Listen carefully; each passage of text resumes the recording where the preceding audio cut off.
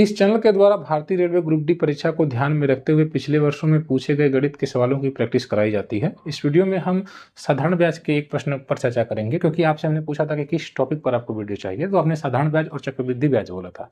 आइए उसी का एक प्रश्न देखते हैं। कहा गया कि एक निश्चित वार्षिक साधारण ब्याज की दर पर 1 वर्ष के लिए निवेशित एक निश्चित धनराशि की परिपक्वता पर देय मिश्रधन 1484 रुपये था। यदि ब्याज दर 2% अधिक होती तो प्राप्त मिश्रधन 26.5 रुपये अधिक होता। मूल दर पर निवेशित धनराशि पर कितना ब्याज दिया गया था? आपको पता नहीं है।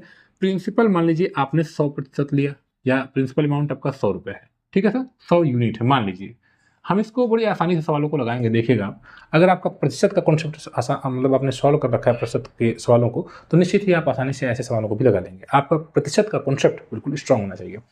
ऐसे सवालों को आप मन में ही लगा लेंगे। लेकिन समझिए, मान लीजिए कि आपने प्रिंसिपल 100 यूनिट लिया। अब 1 वर्ष के बाद जो आप अमाउंट दे रहे हैं, अमाउंट का मतलब जो आपने प्रिंसिपल लिया था और उसमें आपने जो ब्याज दिया, वही तो अमाउंट बनता है। ये है 1484 रुपये। ये आपका 1484 रुपये है। अब प्रिंसिपल आपको नहीं पता है, 100 यूनिट मान लीजिए अगर आपने माना है, और ये ब्याज है। तो अब ये आगे जो कह रहे हैं कि अगर ब्याज की दर 2% अधिक होती, ब्याज की जो दर होती है वो किस पर होती है? आप कहेंगे सर मूलधन पर होती है।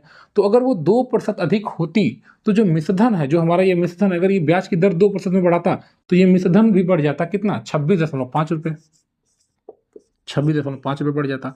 तो किस पर? अगर 2% में ब्याज की दर को बढ़ाता तो 2%, 26.25 को बताएगा, 26.5 को, तो 1% किसको बताएगा? तो 13.25 को बताएगा 1%। तो आपने पूरा का पूरा प्रिंसिपल कितना माना? 100 यूनिट। तो 100 यूनिट किसको बताएगा? 100% किसको बताएगा? तो 1325 को बताएगा। इसका मतलब ये हुआ कि 1325 रुपये आपने प्रिंसिपल अमाउंट लिया, प्रिंसिपल, ठीक।